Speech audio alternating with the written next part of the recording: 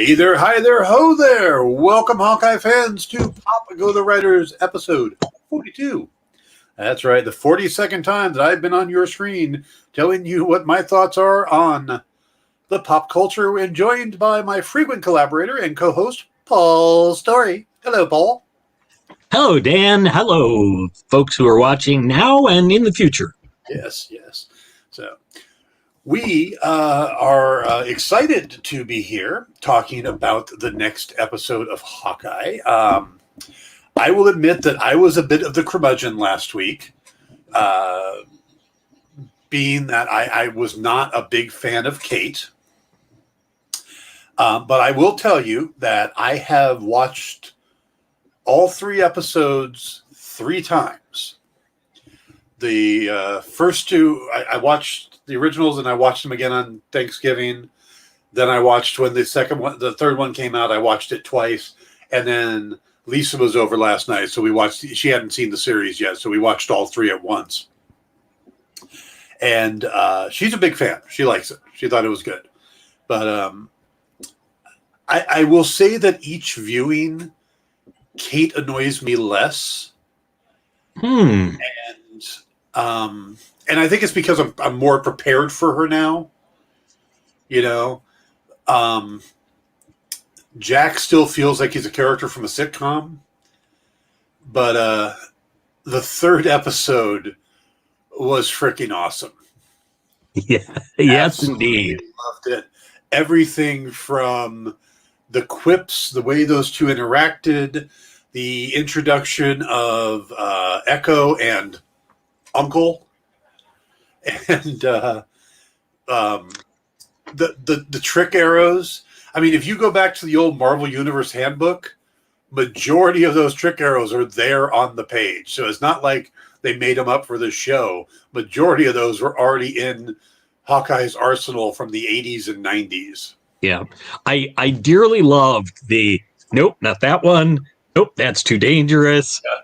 And then when she finally uses the blast arrow, it's like there are 4 of them more dangerous than that. Yes. Oh, but the best has to be the Pym arrow. It was funny. One of the people who worked on the Green Ronin Mutants and Masterminds game. I believe it was actually the developer, Steve Kenson, mentioned, in this episode we see what's called a power stunt, where you can spend a hero point to temporarily give yourself a power you don't have. And he's like, you'll have to watch it to figure it out, but it was most definitely oh, look, I've turned this arrow into a giant arrow. What I love about it, though, is it makes a lot of sense from a comic standpoint. Yeah. Because not as much in the MCU, though. Clint and Scott Lang became friends. He picked them up for Civil War. They were next to each other in the prison. They both got released to the home, whatever it is. Yeah. But in the comics, there is a point where Clint starts using Pym particles to become Goliath. And he's actually so him having that kind of is a nod to the comics for when he was Goliath. Yeah. And honestly, one of my favorite costumes of all time for a big brawny character. That Goliath costume. But I wonder.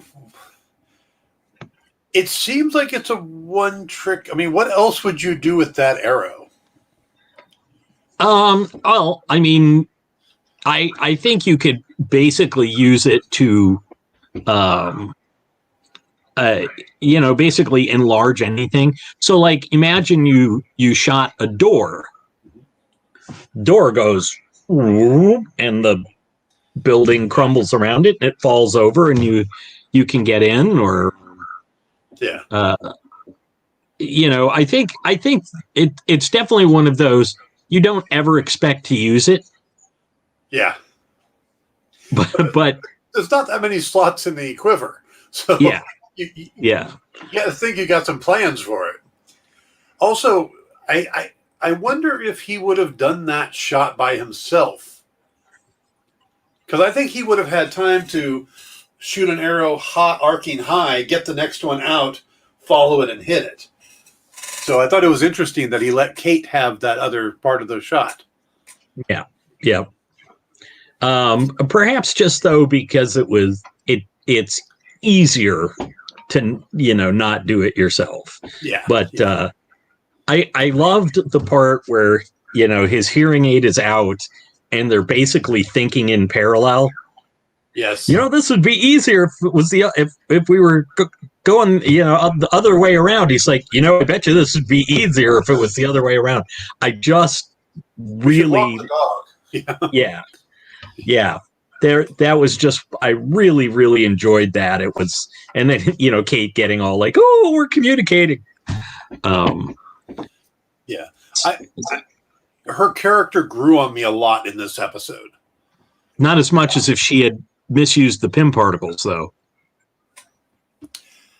I will tell you that my favorite scene, besides the arrow, the Pym arrow, is when Nathaniel calls.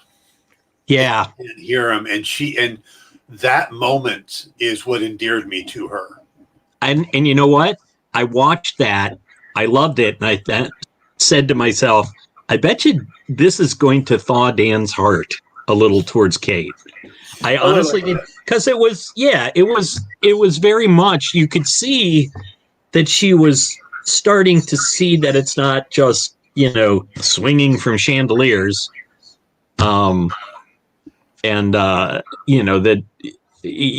then in the diner they were talking and she's like, well, you're here with me, you're not with your family because you're taking care, making sure I'm safe. And that, I think even though she was still very much caught up in the think of all the cool things you can do as a superhero, it was starting to connect with her. Absolutely. That what he was saying, even though she was kind of pushing it off, that what he was saying about there being a cost, saw. Yeah, but there is still something about her that upset or that made me not like her in the episode. Which was her rip on Imagine Dragons. Come on, Imagine Dragons are great. I like Imagine Dragons. Yeah, but it was great when the guy's response was, "Oh, she doesn't even really like Imagine Dragons. I like Imagine Dragons." Like, I did like that whole like back and forth where she's like scolding this guy who's got her life in his and there were just some. I was saying the irony is that Haley Steinfeld is also voicing a character in Arcane, the Netflix series. And Imagine Dragons, not only their music is used in it, but I think they show up as characters even. Yeah. So that's kind of. Is she the purple-haired, or the pinkish? I guess it's the main character. Yeah. Is it just me, or does it seem like they're bringing up dragons a lot suddenly in the MCU? Because there's that conversation of Imagine Dragons, but there's also the conversation with Maya and Little Dragon about real dragons, and then of course Tao Lo, or was it? I think that's it. Yeah. So I think, and we still haven't seen Fin Fang Foom in his swim trunks. Yes. So we should probably break this episode down a little more in actual order.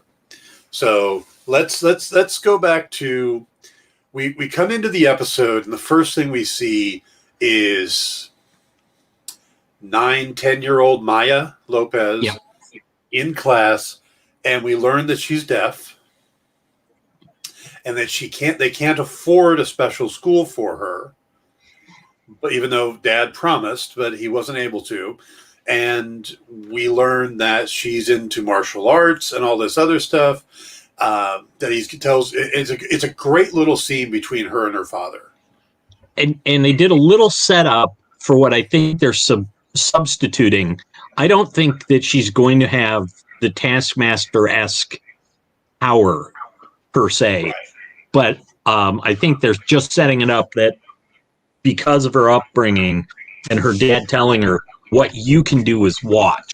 That's how you'll learn, and so she has learned to be very intent and learn quickly, as opposed to just having it be an inherent thing. I think, and I'm partly in agreement with you on this. I think it's not that she's not going to have the power. Mm-hmm. They're not going to talk about it here. This is a much more grounded series, so I don't think they will necessarily give her that power, but they won't negate it either. They'll leave it out there as something unexplained. Yeah, and, she can just, is really good at fighting and stuff like that. Where later on, if they get into a more fantastical series, like even in her own series, where if they bring in a character like Daredevil, then you can, you've got a little bit more of the power side of it. Sure. So that's my thought on that. Is that there's a chance we will get that, but I don't think we'll get that in this series. Yeah. Now, I did not remember. I'm not really deeply familiar with Echo. Did she lose her leg? No. The character in the comics is not an amputee. Okay. Does not have a prosthetic leg. This actress does. Right. So when they found this actress who was born deaf but lost her leg in a car, I believe it was a car accident, is what I heard. That they decided to go with that with the character. They didn't have to, because they could have just not shown her leg, but instead they thought, let's embrace this and go with it. So the little girl does not have a prosthetic leg, and from what I understand, she's actually a cousin or a niece to Alaqua Cox. So those two are actually related. That's why they look. I mean, they really do look alike. Yeah, although the character, the young actress may not, but the character does. Yes, the character does, but the young actress does not. Yeah. So the prosthetic is CGI. For the little girl. Like, oh shoot, what was her name? Charlize Theron in Fury Road. Yes. What was that character's name? Furiosa. I don't know why that wouldn't come to me. What's scary is I haven't seen the movie yet. I keep forgetting to watch that one. I think it's worthwhile. So, a little bonus for our listeners. Movie from 5 years ago is worth seeing. Worth seeing. Go see it. Yeah. So, but yeah, and boy, I know all we heard was a chuckle and saw a hand. Oh my God, Uncle! Yes. But I'm pretty sure I recognize that voice for that little chuckle. Yep. And those hands looked familiar. Yep. And the cufflinks. The fact he had cufflinks on. Yeah. Yeah. I was just like, oh, they are going to go there. I find it fascinating that Echo hates Ronin so much. And in the comics, she actually adopted the identity. Yeah, she was the first Ronin. Oh, right. And then Hawkeye took it over. Hawkeye took it to save her. Actually, took it to rescue her.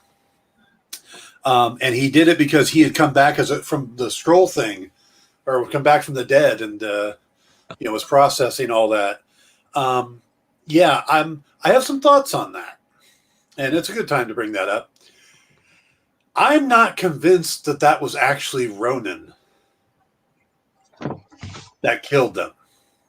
Oh, really? Yes, Kingpin, and if that is Kingpin, he has already in the other series hired someone to dress like someone else. He had Bullseye dress as Daredevil and do things.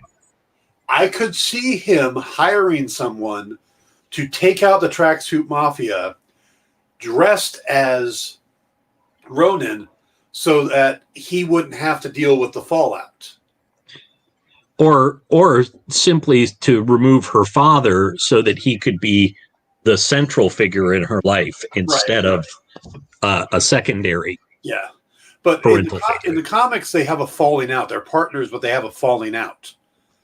So I could see that because in the comics, that's how it works out. And he tells him it's Daredevil. He tells her it was Daredevil that killed him when it was actually Fisk that ordered it. It wasn't Daredevil at all. Ah. So I could see him hiring somebody to pretend to be Ronin. And then as I thought about that, I thought, well, Bullseye would be an excellent choice. And they do have an actor to play Bullseye from the series if they want to pull him over. But someone else who might have done it would be Jack DeCane. Yeah. Good with a sword, and then that would be why he would be so infatuated with the Ronin sword, because that's the real one where he used a fake. So that's just some of my wild-ass theories, but I really do think that it wasn't Ronin. It wasn't Hawkeye or Clint in the Ronin suit, because that changes the character's trajectory so much. You know, the fact that she's getting her own series, and in the comics she went from being a bad guy to being a good guy when she found out the thing about Fisk and Daredevil, so I think there needs to be that betrayal for her to shift. Mm-hmm. And it doesn't. Yeah, and when Clint's talking about the Tracksuit Mafia, he says that Ronin went after the overseas group and then the heads of the Tracksuit Mafia. He never talks about any lower level, so we don't know exactly where her dad was in the chain.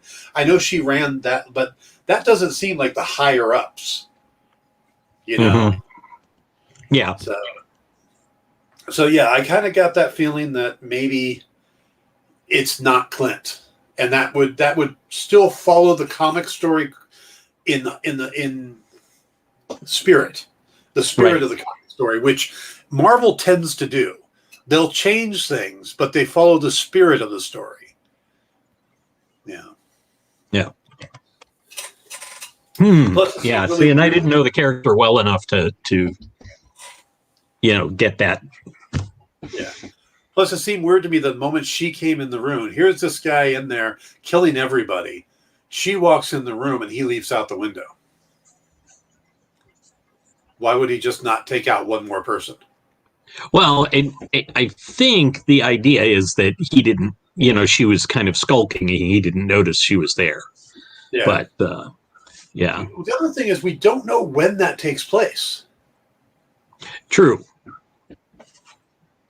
I mean, it could be that they used the Ronin costume and the sword after they got it out of Avengers compound, and it happened recently. Right. And that's why she's so convinced that he's back, because this only happened a little while ago, because they didn't give us a date when this happened. Yeah, and they used her, not like a third, slightly younger actor. Exactly. So. Yeah. So. I mean, it could be why it's so fresh, is maybe this is a recent thing, So there's a lot of interesting options there that I'm curious to see how it's going to play out. Yeah. Yeah. But there's a lot of that going on with Hawkeye, especially now that we're halfway through the series. Yes, and it seems weird that we're halfway through already, doesn't it? Yeah. Yeah, but I bet you as it winds down, we're going to go, ooh, they did something here, and oh, they did something there, and they did something here. Yeah. I think the smartest thing they did was give us 2 episodes, because I think that episode 1 by itself may have turned some people off. Possibly. Yeah. Well, because, I mean, it's very little of actual Clint. And to people outside of comic books, Hawkeye is Clint. They have no idea who Kate Bishop is. So to spend almost an entire episode on Kate doesn't make a lot of sense. But Kate? Kate. I know, but yeah. Katie. boy, and boy, doesn't Jack just seem like while he's busy being smarmy, he likes to just push a button. You know, Yes. like calling he didn't know calling her Katie would irritate her. Yeah. Or the 2-time state champion. I have another Jack theory. That Jack is actually a former S.H.I.E.L.D. agent. I remember you mentioned this. Yeah. Okay, I brought that up last week. Yeah. Sort of like that relation, that there was a similar relationship with Clint and Jack as S.H.I.E.L.D. agents to Swordsman days. Yeah. Yeah. Because I noticed that when they bring that up, the next scene could be, hello, Clint, and I mean, that could be the opening of next week. Yeah. So they can still do that. I just thought it was interesting. And that they're giving the moment between the two of them alone. Yeah. Kate's not in the room right now. Eleanor's not in the room right now. So there is that moment they can have and then go back into character. Because if that's the case, then Jack might be there trying to move his way up to get the on whatever Eleanor's thing is, whatever she's doing, and she is definitely sus. She is suspect. Oh yeah. But I know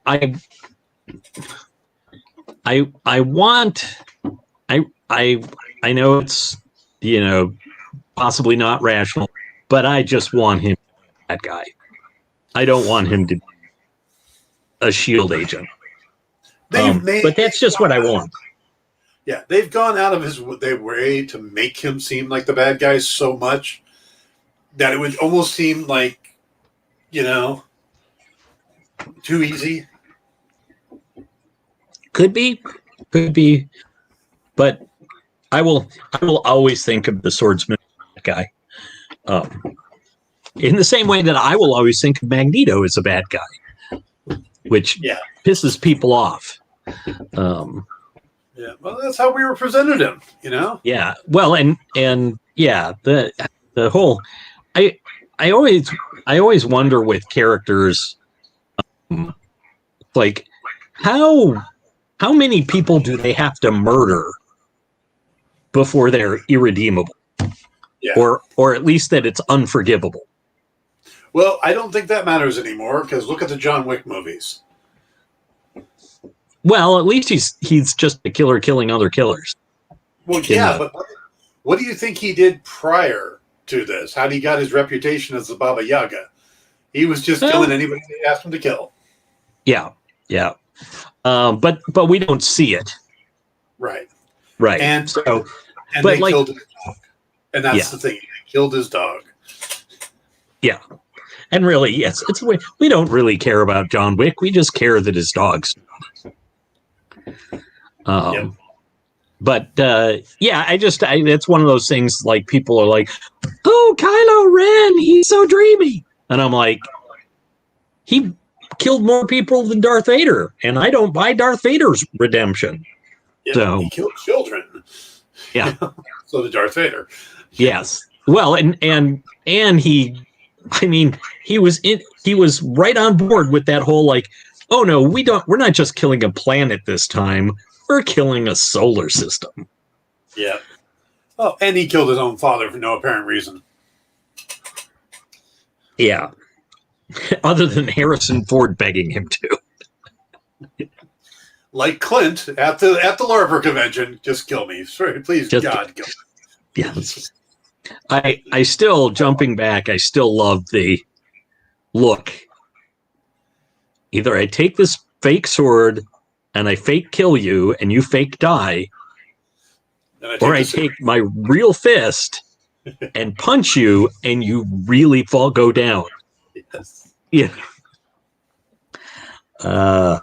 I think Jeremy Renner is just great in this series. And he's playing that exhausted, I just want to go home character so well. He's John McClane. Yeah. And I think that's part of what maybe why they set it at Christmas, or who knows, maybe that's just when they could. But yeah, he's got that thing. The oh my God. He's like Glover and Gibson smashed together. He's a loose cannon, but he's too old for this shit. What's funny is I was giving that exact analogy earlier to my nephew, and I referred to him as Danny Gibson instead of Danny Glover, combining the two characters, just like you had suggested. I suppose you could argue that Kate is a bit of the loose cannon character, but I do like her design ideas. In purple. Just imagine it in purple. Purple. Yes. My wife would my wife would divorce me if I wore that. I don't think she would, but yeah. No, I think she might ask him to bring it home with him. Yeah. I made you a special quiver. No. Yeah. All right. So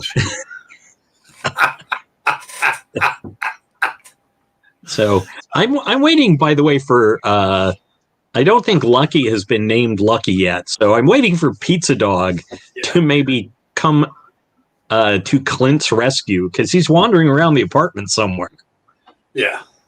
So if, Jack's there being all cocky and shit, Pizza Dog might go after him. That would be an interesting way to have it. That Pizza Dog breaks it up. Yeah. So, yeah. Just Yeah. Just a low growl and Jack looking like, what? I loved Clint's reaction when he walks in the apartment, like, I'm in the wrong business. Yeah. Well, this is a home? Yeah. Just that, like, what the? You know what frustrates me a lot?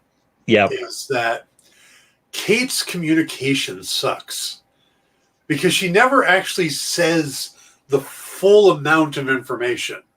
Yeah. And he offered me a butterscotch.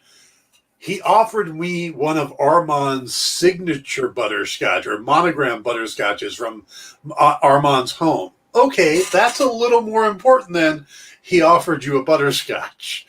I think that it's an intentional element to so that we, the viewer, go, aha, and Clint goes, huh? Yes, but she does tend to shorthand where a little more longhand would do. And I tried to take, when I went to take his head off, he parried it. I was like, you tried to take your mother's fiance's head off? I was gonna stab him in the face. Yeah. I'm my hesitations at the series in the beginning have definitely been erased. Yeah. There's still what feels like some convenient writing.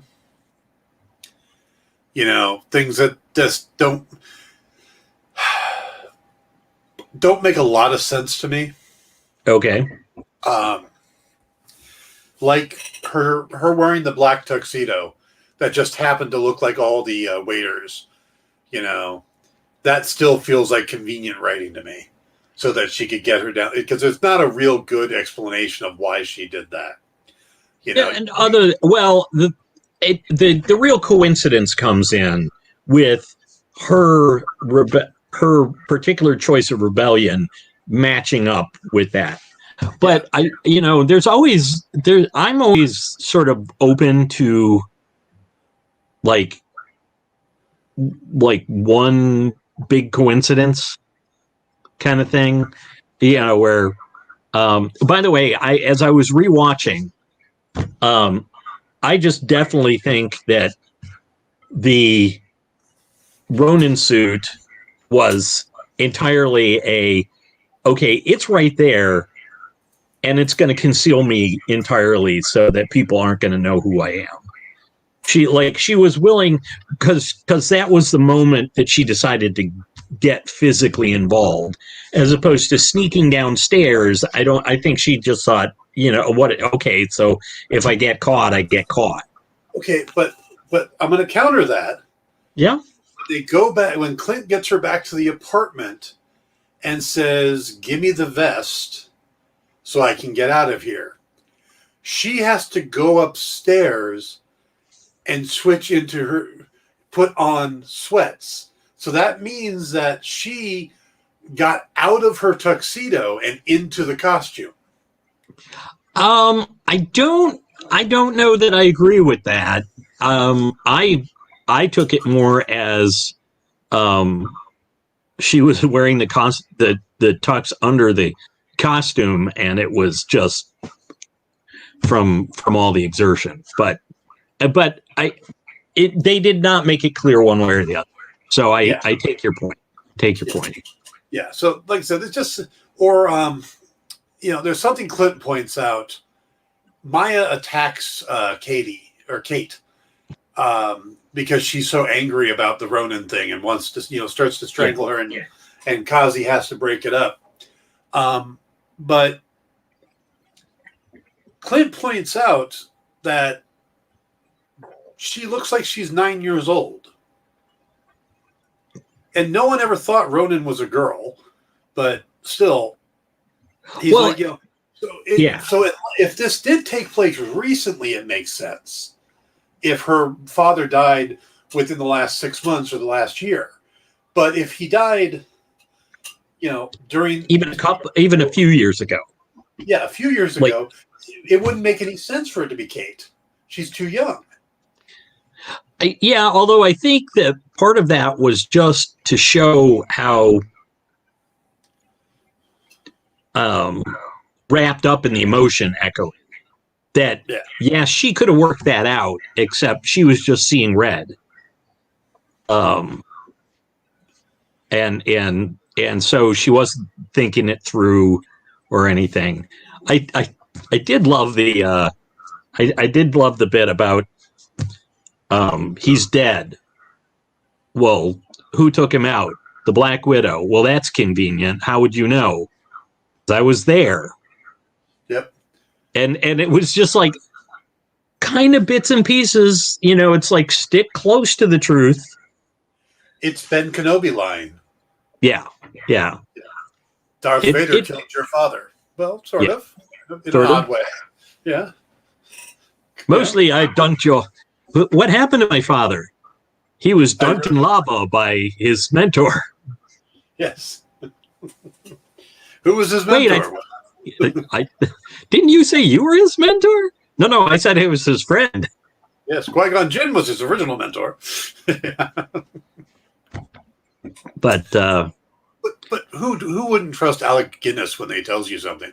Yes, well, fair enough. Yes. I lies like a mother, but Alec Guinness, no. Yeah. I did think it was interesting. We're getting the stuff with Kazi, ribs and drab.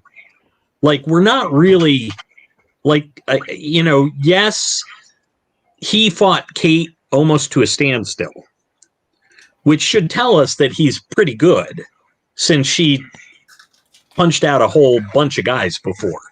Yeah. But it's sort of like, two things that bug me, actually. So I'm going to take your curmudgeon part. One, how did they know Kazi's last name? I was thinking that too. Well, he said he knew it was Kazi. Yeah. Clint knew it was Kazi because he's the one that pointed out Kazi's name. She just said, did you notice the tension between her and the hot guy? Okay. Yeah. So the idea being from his previous experience with him. I don't remember him telling her the name. Right. So that she could, and how would she know how to spell it? Jesus, that was a tough name. So in episode 1, something neither of us noticed. Okay. During the Battle of New York, when we first go into Kate's room, young Kate's room. Yeah. She already had some medals and some archery memorabilia.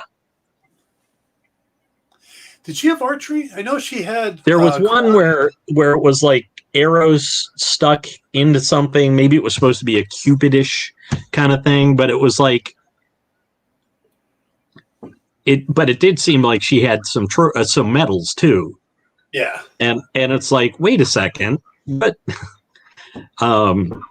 it at that age, I would not have expected her to have that stuff. I don't know, maybe it was gymnastics or something, because they do start girls ridiculous early.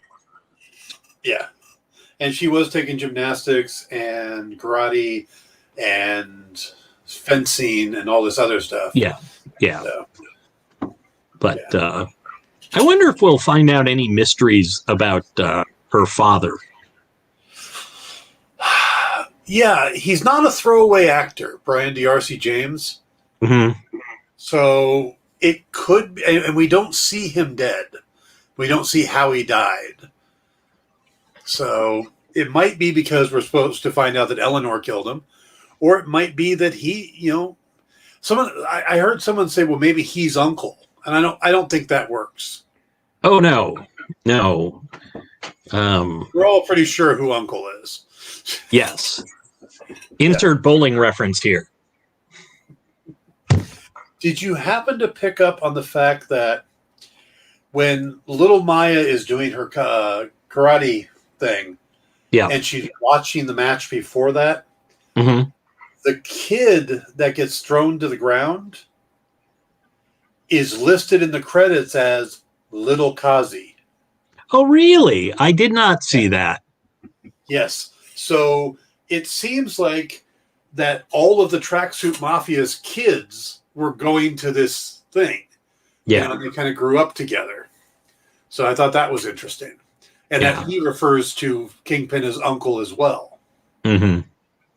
Or actually, he's the only one that refers to him that way. Well, that and the dad. And the dad, yeah. Yeah. But I think that there's also what the heck? Oh, never mind. I think maybe it's also a cultural thing. Sign of for somebody outside your, So, but yeah, I did not notice that. That would make it again more sense why he, was able to fight Kate the way he was. Yeah. Yeah. No, yeah, Kazi. Well, Kazi in the comics is also the character, the clown. Right. So he's got some skill and stuff, but yeah, that's pretty interesting. I do find it, and I just take this as a character quirk that even though she knows Clint doesn't have his hearing aid, she still talks to him constantly through the whole fight. Right. Yeah. Hey, it's funny too, though, that Clint says, "Oh, I'm hard of hearing, not deaf." Yeah. And it's like, he seems. I don't know the terminology among the community. I'm not trying to. But he calling himself hard of hearing is kind of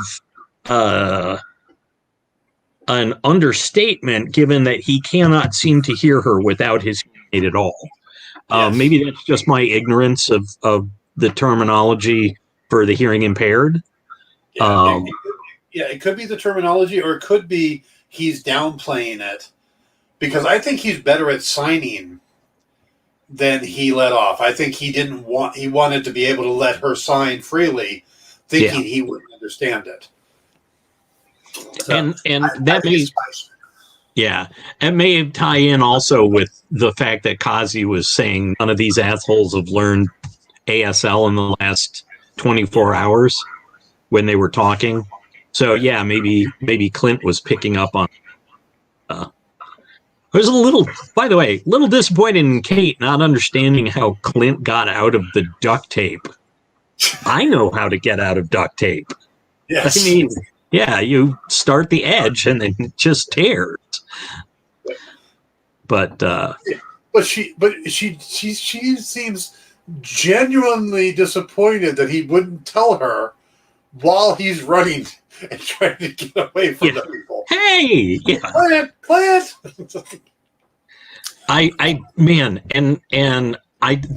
The warehouse fight scene just takes things up. That's where you see. I think we talked about this sometime this week. Was it that we discussed the warehouse scene, or maybe not?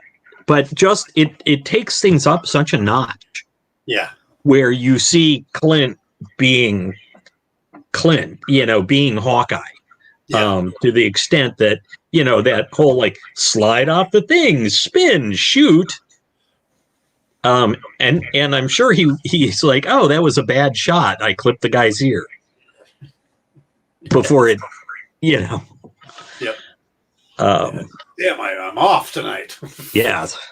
Yes, after sitting on a unicorn. I did love that bit too. What are you doing here? Riding a unicorn? Yeah. Like building trust. Yeah.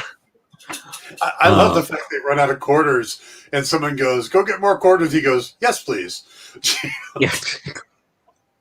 It's right up there with guys I can see through the hood. From the that still cracks me up. I watched them all again today. So I'm one showing behind you, but I watched them all again today. And I was just like, that moment as he's just like, This is a question. This is a good question for you. Okay. The tracksuit mafia, while entertaining, don't seem to really be serious, or at least a serious threat. And Hawkeye, through all of this, it doesn't feel like there's any real sense of danger.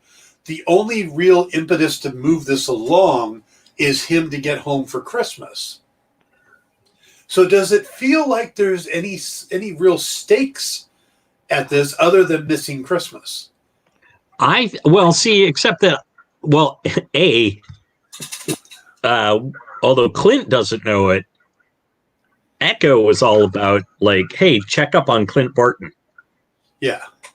But I think the thing is that as much as the tracksuit mafia, it does not seem all that impressive. He does strike me as impressed by the guy in charge. Yes, he does. And he talks about how that guy will stop at nothing. And I think what his perspective is that if he doesn't settle this now, if it gets the guy in charge is going to go after Kate or make use of the Ronin equipment in an awful way. Yeah. And it being Wilson Fisk makes sense at that point. Oh, yeah. Yeah. Yeah. Because he's a definite threat. But it just, the way Hawkeye really does, or Clint really does. At the end of... Go ahead. Oh, I was going to say, and we did learn at the end of Daredevil, well, actually at the end of Daredevil season 2, the world learned that Wilson Fisk was not just a ruthless businessman. Yeah. No, I think it just seems that Hawkeye, it comes across like we'd be done already if it wasn't for Kate. Hawkeye's got this under, and so far Kate is the one that keeps screwing things up. And so again, it doesn't feel like there's a lot of high stakes going on. And I can see that there's that next level that they could get to. But it's just kind of funny. It's like I'm not used to an MCU movie where the stakes don't seem to be somewhat catastrophic. That something really bad, even Ant-Man, which was more of a lighter movie, the idea of Darren Cross selling the Yellow Jacket suits to these basically terrorist organizations, that's huge, Yeah. So and I kind of like it for that reason, though.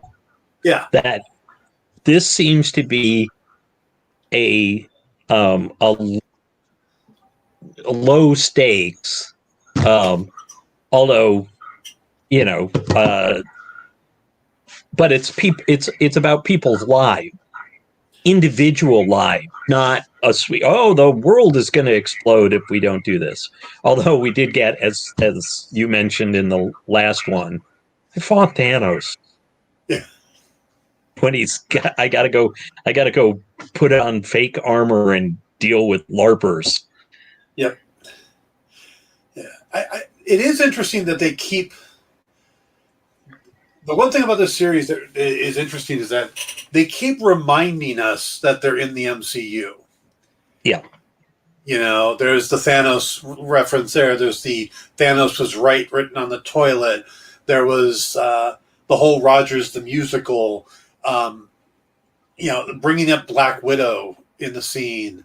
There's always those reminders that he is squarely in the center of the MCU. Yeah. Where WandaVision, it kind of you forget that there was MCU for a while because it was so detached in a lot of ways. Yeah. Yeah. Loki's the same thing. Yeah. Even the oh shoot, what was it was interesting though how he kind of distanced himself as he's talking to Kate.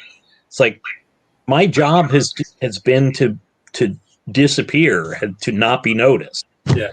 For 20 years. Yeah. And not really, not since you've been Hawkeye. But yeah, his shield agent training. And we actually get to see a little bit in the series, occasional glimpses of the guy who's like from Thor. Should I take the shot? I'm beginning to like this guy. Yeah. A little more of that, little less serious, occasional glimpses of humor and such. Yeah. Yeah. And we've seen those glimpses throughout his time in the MCU, like in Age of Ultron, where Quicksilver runs off and he's like, nobody would know. I could shoot him. Nobody would know. Yeah. That's true. Yeah. But yeah, I do think that they're doing a good job of reflecting the Fraction Aja series of he is hard luck hero. Yeah. I was kind of surprised he didn't, by the way, explain to Echo when she was going like, "Nah, you get rid of your hearing aid," and he didn't have that he didn't just go like, kind of go like I'm new to this, because I don't think we've seen him using a hearing aid. No, this is new. Yes. Yeah. So that but I think part of it is he wasn't being defensive because, as you're pointing out, he doesn't want her to understand what he doesn't know. Yeah. Yeah. He doesn't freely give any information. What was it Kate says? You carry your cards close to your vest, which is over like 2 suits of armor and a yeah. So he keeps everything to himself, which is exactly the character. We go all the way back to Age of Ultron, where they show up on the farm with the family, and they're all going, "He has a kid." No, they're like mini agents, because it didn't make sense. Because that's he doesn't come across as a family man because he keeps that hidden away, he compartmentalizes it. Yet to his wife, he's an open book. He tells her everything. Yeah, which I love that dichotomy. That is awesome. Yep. I saw an interview with the head writer, the showrunner, Jonathan Igla, who the first thing I thought was interesting was how he got the job. They had announced in 2019 that there was going to be a Hawkeye series, and he immediately got a hold of his rep and said, "Okay, I want to, get me in there. I want to talk to him. I want this one. And he was hoping that it wasn't one of those situations where they announce it, but they've already got it fully staffed up. They just, it's already been in production 6 months, and it wasn't. They were really just getting rolling on it. And he told his agent, he said, or his rep, he said, by the way, when you talk to them, tell them I'm an archer. Mm. And he said, now, control expectations. Don't tell them I'm a good archer, but I am an archer. And so when he met both with Trina Tran and with Kevin Feige, the first question out of both of their mouths was, so you're an archer? And then he talked about his take on Hawkeye. And I really think it comes across in the show. Mm-hmm. And really gets it. He talks about the fact that the difference between using a bow and using a gun. Yeah. If you're using a gun, you just pull it, fire, boom. With pulling a bow, there is that extra time of knocking the arrow and pulling it back and all of that. That gives you those extra seconds of introspection and what's going on. And you're much more methodical. You're much more thought-provoked in all of that. Mm-hmm. And he referred to Hawkeye as the Blue-Collar Avenger, and that kind of goes with my thinking on the character. Is he didn't sign up to be a superhero? He's a SHIELD agent that Fury pulled into this, along with Widow. But his thing wasn't to wear a costume or any of that stuff. It just he fell in with this group. He was one of the SHIELD agents that was considered, and so that's why he's not branding and he's not marketing anything, is because that's not his thing. He's not trying to be a role model, and I think that really comes across well in this story, and it shows how different he is from all of the other Avengers. This was his job. This was just the next assignment. And it wasn't to get fame. I'm surprised he didn't bother to wear a mask. 'Cause, it didn't really come up that way. He was just another SHIELD agent working with this team. I think is the way he thought about it. Yeah. Well, and Nat didn't. What? And Nat didn't. Right. Yeah. But they're just basically SHIELD agents that Fury put with this group that, So I thought that was interesting. It's very different than the character in the comics. The character in the comics, his original origin was Iron Man flew through the circus while he was doing a show and nobody was paying attention to his show. And he thought, well, I'll make a costume so I could, everybody will pay attention. Yeah, but even then, his plan was to become a superhero. Yes. And it was complete misunderstanding that he ended up being characterized as a superhero. But yeah, so I don't know how much more kind of blue collar you could be than a circus performer, too. Really, even though it's a different sort of thing, nobody goes like, there goes the mega rich trick shooter. Yeah.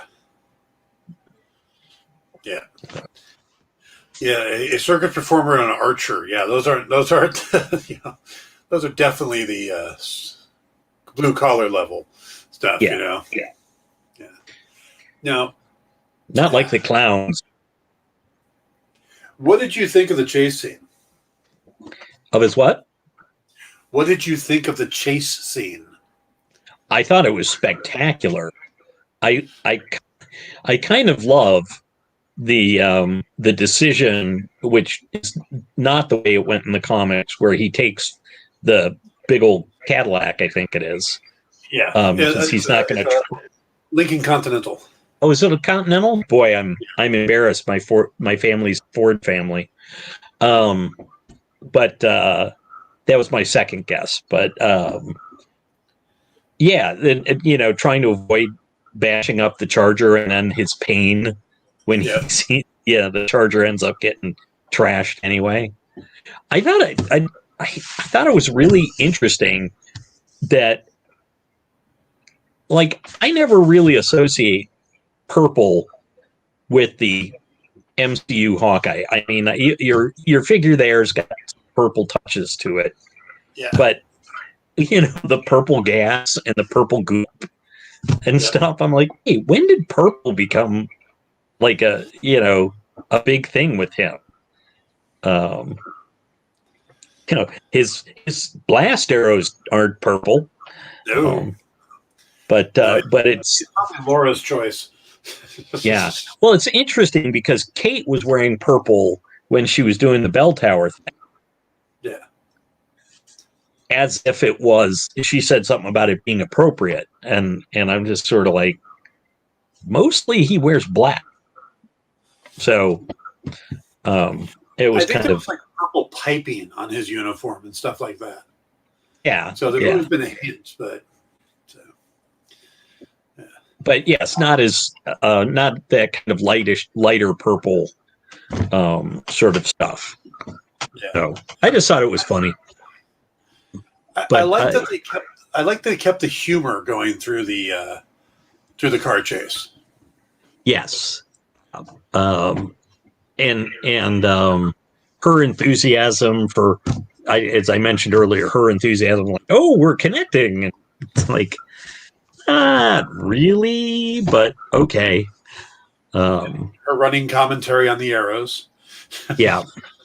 Actually the point where he was trying to explain to her that she had to drive so he could shoot. And she's just like a New Yorker. I don't know how to drive. I don't know how to drive. I think she's an accomplished swords person, accomplished fencer, one of the world's greatest archers, acrobat, martial arts champion, and she's like, I don't know how to drive a car. It's funny when he said that, I had to go back and think about it because she calls herself one of the world's greatest archers, and he goes, "Yeah, are you one of the people?" Not really giving her credit, and then she has one shot out the window to take out but that's the only shot we see other than the extinguisher. So this was our first real chance for him to see her in action. Right.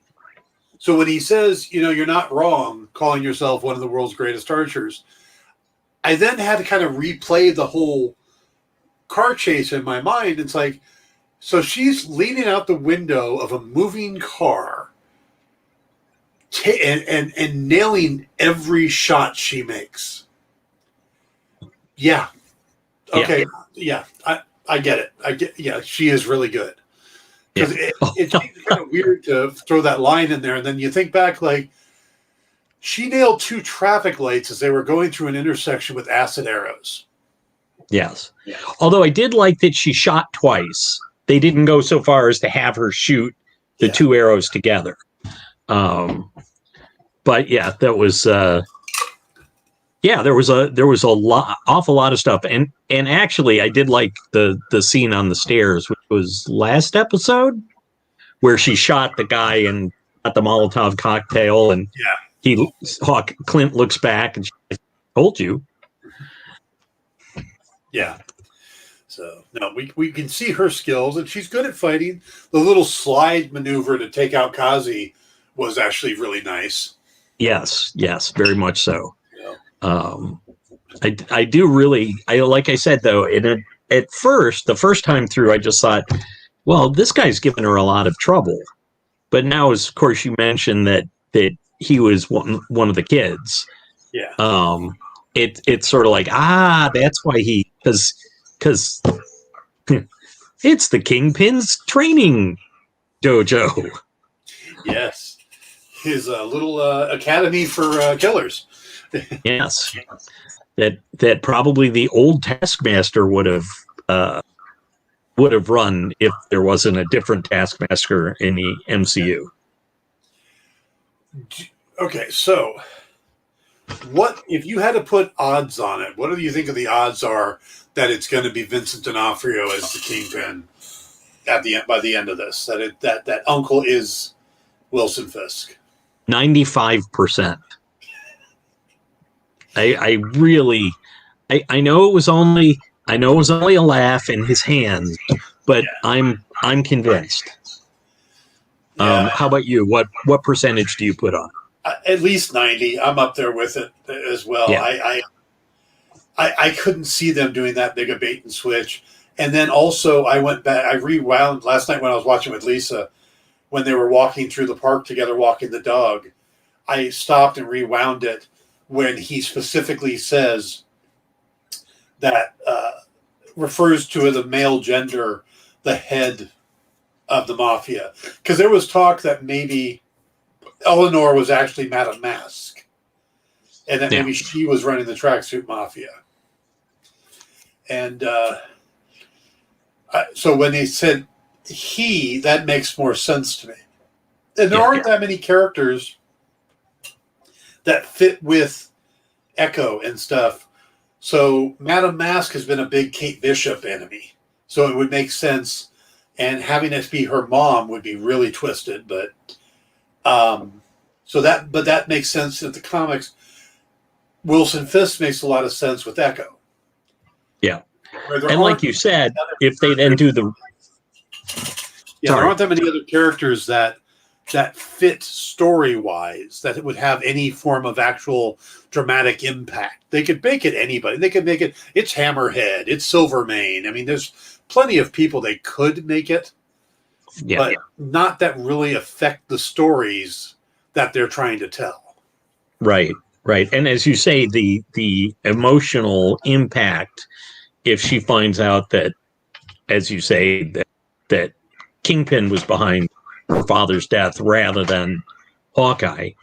I wonder if we're going to see Yelena. Yes. Yelena, there is they put out a teaser for like future episodes, and in it there is a woman there's somebody in a mask with like green night vision goggles on, and it looks a lot like Yelena's costume from the Thunderbolts. Oh, okay. And the writer has said that they had to beg Marvel to allow them to use Yelena Belova. So she's definitely in the series. Yeah, basically the end credit scene from Black Widow was this guy begging for it. He's like, okay, yeah, it's exactly what we need with Clint coming to grips with Natasha's death. Who better than the other person that cares about Natasha as much is her sister, you know? So yeah, Yelena's definitely coming into it, which is going to be interesting to see how all that works out, because Echo getting her own series, it kind of feels like she needs to have a flip to be at least an anti-hero. Sure. But if Yelena's coming in, we almost need her to have that flip as well, or she's going to kill Hawkeye. So yeah, or as you say, Yelena is smart enough that she just comes to Clinton's like, yeah, for some reason this American government lady wants you dead. Yeah, or she's. I get the feeling that she's been watching them, so I could see her seeing that he's been trying to help this girl and all this other stuff. You know. Yeah. Which wouldn't surprise me if we end up with Yelena running around in the Ronin costume to do the, oh, look, it wasn't Kate or Clint. It was somebody else as Ronin. Yeah. That just came to my mind. So yeah. I still think the series is going to end up. You mean like Iron Fist in Daredevil's costume? Yes. Yeah. Superman wearing Batman's costume. Yes. Yeah. So, I do think we're going to. I think Clint has to get home for Christmas. This series can't end with Clint dying. No. Yeah. This has the tone and everything else about this series. It has to end with him getting home, even if it's Christmas morning. if the kids come down the stairs and he's sitting there on the couch, but I have a feeling Kate's going to be sitting with him. Like, hi, yeah. Yeah. Kind of like, oh, why I'm intruding here. Yeah. Well, no. I think what it's going to be is that by the end of this, Kate's family is going to be completely broken up.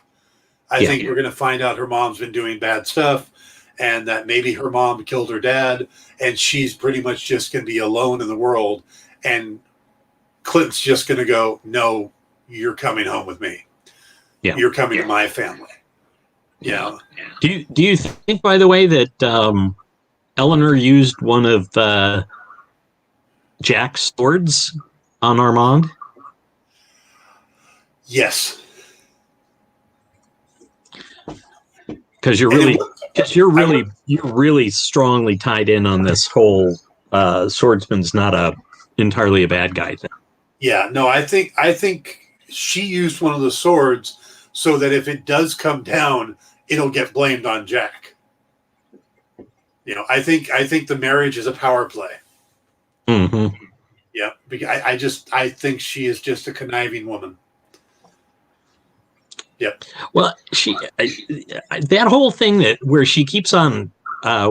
She did it twice, but still, after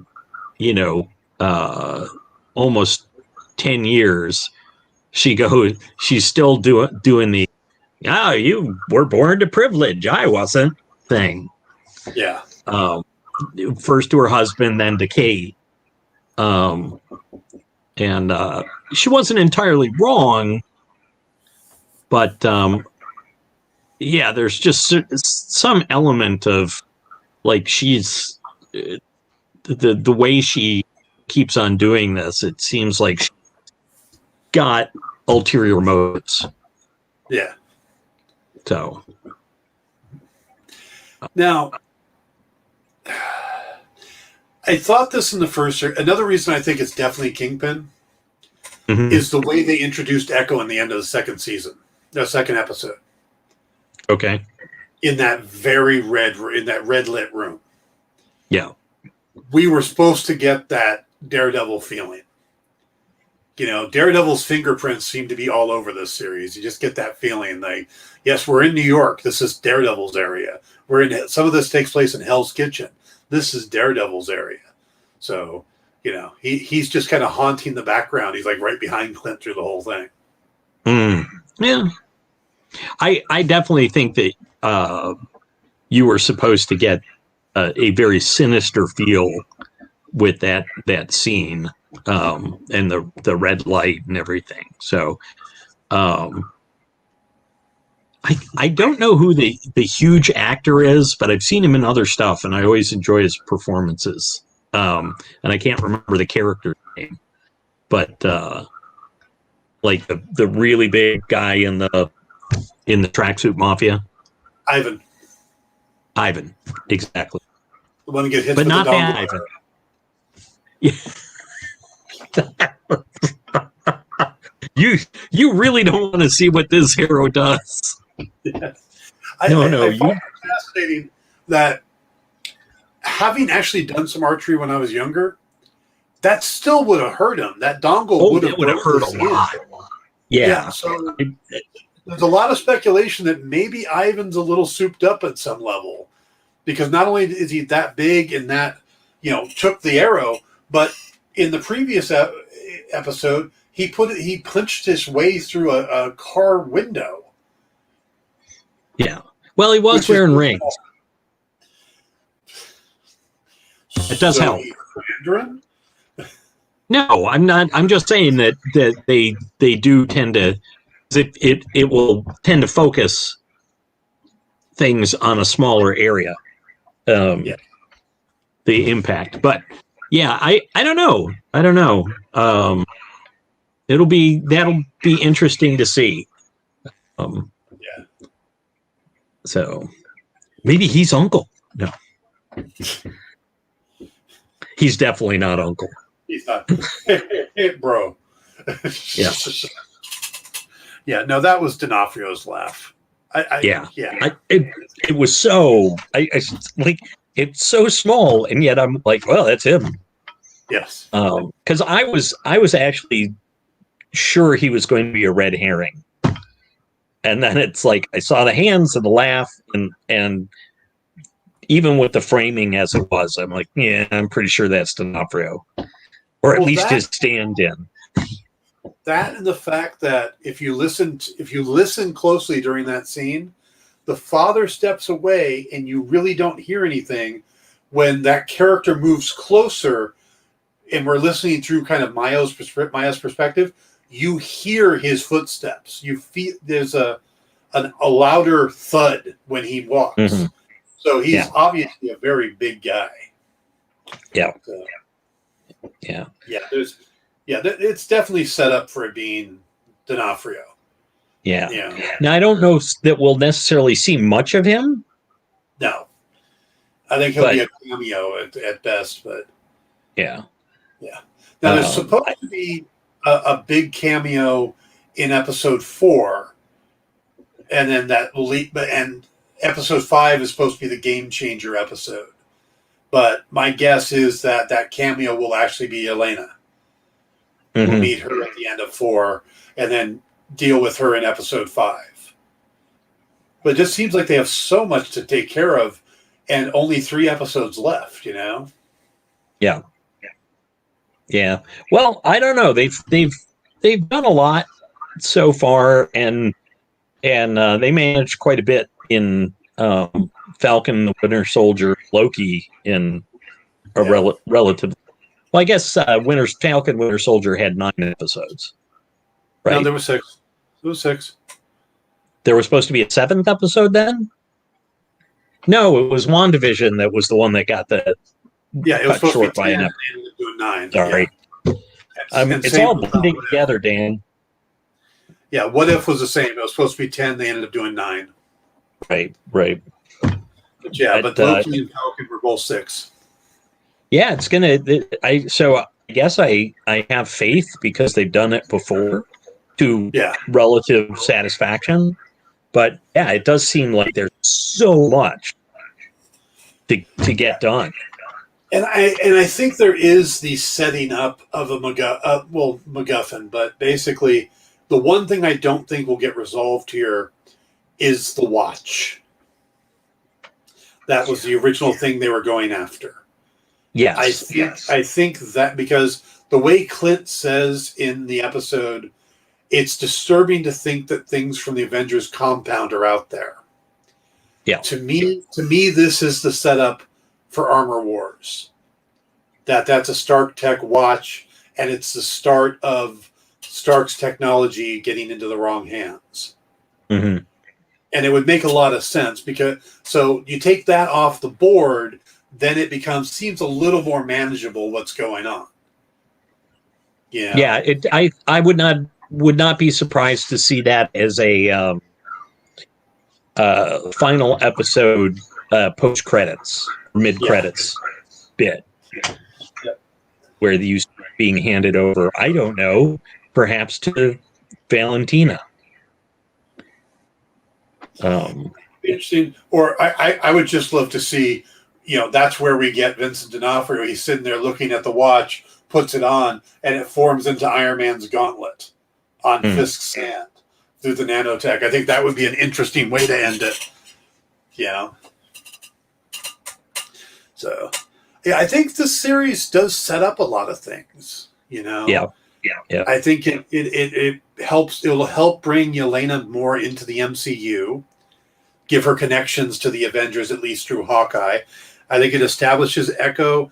It'll bring the MCU or the Netflix, at least one of the Netflix characters over, though technically one already has come over. The news broadcaster we see in this is the same one from the Netflix series. Oh, okay. So I know it's a minor thing, but So I think that'll be interesting. And then I think they're definitely picking and choosing. Yeah. I don't think we're going to get that Iron Fist again, and I don't think we're going to end up with that Luke Cage. But I think we will get Jessica Jones, Christian Ritter as Jessica Jones. think we'll get John Bernthal as a Punisher, Charlie Cox, and some of the cast from the Daredevil stuff. Yeah, I think it's a shame. I think Mike Coulter was actually an excellent Luke Cage. Mm-hmm. I didn't love the series as much as I might have. Yeah. Especially where they ended it. But I thought Coulter did a really good job with it. I liked Coulter. I loved the episode that it was Coulter and Finn together on Luke Cage. When it was, that I thought was really well done and had a better Heroes for Hire vibe to it than any of the other stuff did. But I think the other problem is that if you bring in Luke Cage, you're kind of bringing, if you bring in Mike Coulter, you're kind of bringing that series in too. And you've got two different characters from that series who are already or coming into the MCU. Mm-hmm. You know, you've got Mahershala Ali coming in as Blade, where he played Cottonmouth, and then Alfre Woodard, who played Black Mamba in the series, has already been in the MCU in one of the event in the as Guilt Mom. Yeah, as Guilt Mom. Yes, Guilt Mom. Good answer.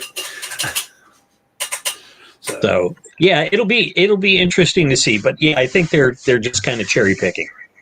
Yeah, they're willing to take whatever they think works. And I always go back to something Kevin Feige said when he was talking about the Netflix series. Those are the actors he specifically pointed out as having been exceptional: Charlie Cox, Vincent D'Onofrio, John Bernthal, Kristen Ritter. Those are the four specific names he said.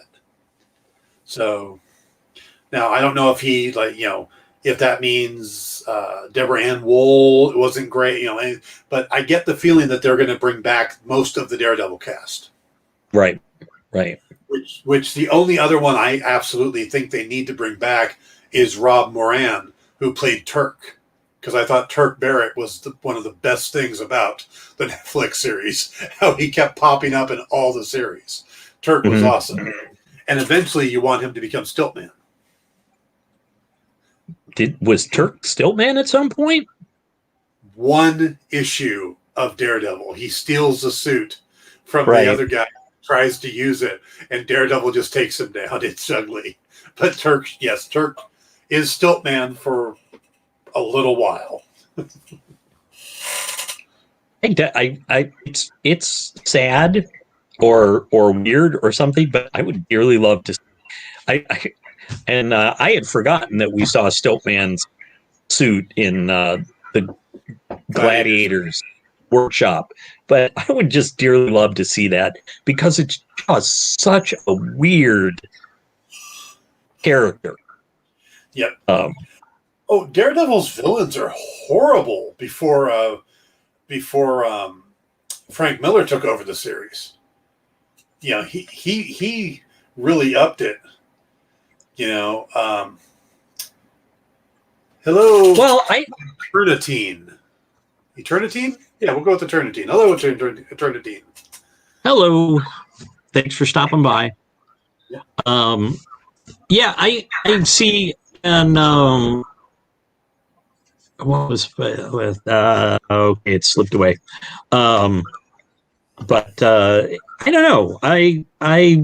There were a few that were good. I mean, for example, although he wasn't like spectacular, the Owl, Miller basically dropped Kingpin in to the Owl's role in Daredevil. Yeah.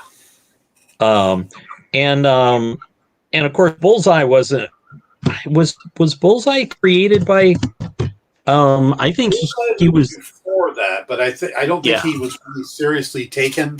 He wasn't I think Miller took a handful of villains and made them serious, because you look at Daredevil's early villains, you had the Gladiator, you had the Jester, you had the Matador, and Stiltman and the Leapfrog and all these. I mean, there were some pretty lame ass characters. Yeah. Hey, he had the Animan. Oh, Eternitine says Stiltman is apparently a character that's been told not to be used elsewhere because he may be in an upcoming production. Yes. Oh, interesting. Yeah, we absolutely want Stiltman. Yeah. Yep. We are ride or die with Stiltman. Yeah. I didn't realize, actually, John Romita Sr. and Marv Wolfman created Bullseye. Yeah, so yeah, he was around a little while, but there's a conversation that I don't remember who he was talking to. I think it was John Byrne. Mm-hmm. But Frank Miller was talking about trying to get the feel for Daredevil, and a lot of this, because there is a certain amount of silliness in early Daredevil, him being his own brother, and some of those other weird things they did. And there's a page where he changes this drawing style from, he starts it off kind of doing the standard Marvel style, and then he switches, and it's all a panel of Kingpin to the way Miller draws, the heavy shadows and stuff like that, and the uplighting and things. And by the end of that page, Kingpin then looks menacing and somebody that could kill you, and it's all done in one page and just a series of panels where he just changed the lighting and the inking to get to the point where how he was going to do Daredevil going forward, and it changed the whole tone of the series from that point forward. But yeah, Daredevil was treated more like a Batman character, with the Rogues the Rogues Gallery just seemed to be knockoffs of Batman's villains. They weren't very serious, they were gimmicky, and then Miller came in and really said, okay, we're going to be fighting ninjas, we're going to be fighting Bullseye, we're going to introduce Elektra, And what's funny is a lot of ways Echo was like a more recent version of Elektra. She has a similar backstory. She's brought in as a love interest first, and then turns against Daredevil, and there's the whole thing, and and then what's funny is instead of embracing her Native American heritage, they end up hooking her up with Logan, and he teaches her all about the Japanese mafia and stuff, or the Yakuza, and she ends up learning all of that, and at some point gets killed and resurrected by Elektra. So even though she was kind of that same type of character when they created her, they then went out of their way to make her even more like that, where they could have embraced the Native American aspect of the character a lot more, or the death aspect of the character, and instead they tied her to the Japanese culture instead, which seems really strange because we have Elektra, she's doing fine, thanks. And that's how she ends up being Ronin. I mean, because Ronin has a very Japanese feel to the character, Well, it's a Japanese word. Yeah, exactly. Yeah. So it just feels like they kind of didn't know what to do with the character of Echo once Bendis and David Mack were done with their initial run with her. Gotcha. It's like, well, I don't know now. What do we do with it? And and now they've made her Phoenix. Yeah, I kind of long for the olden days where books tended to have their own tone and characters tended to stay with a certain book. Yeah. Because it's sort of like I don't like when Spider-Man ends up fighting kind of cosmic villain, or it feels very ends up feeling very much like the 1950s. Oh, Batman is on another planet, and you're like, what? Yeah. I am a huge Daredevil fan. I collect all the issues. And I hated when suddenly he was taking on Blackheart and Mephisto. It's like, that's not him. That's not that character. That's not his level, you know? So someday you'll have to show me your list of Daredevil, and I'll see if I've got some stuff. I was collecting Daredevil very heavily for a while, and maybe I'll be able to help you with at least reading copies of some stuff. Cool. I've got to get my books out of storage and then pull it together. I'm probably going to sell a lot of my collection, but I'm keeping all my Daredevils, all my Captain Americas. Yeah, that's another one. I really have to go back and fill in some gaps in my cap. There were chunks where I just did not like the direction or the team doing it, and I just went, I still love Cap. You know, just because you love a character doesn't mean you have to read a bunch of stuff you don't like. Is my perspective. Yep. Yeah. All right, we're going to be wrapping it up about here. Wow, we only got 3 episodes left. Wow. Yeah, but there'll be another show after that. Yeah, Book of Boba Fett. Yep. Boba Fett. Boba Fett. Yeah. Where? I'm looking forward to that. But yeah. I'm really looking forward to the next episode of this because, like I said, I was a little lukewarm on the first, a little better on the second. And by the third one, I'm fully in. I'm there. So, that ending, Clint, Jack.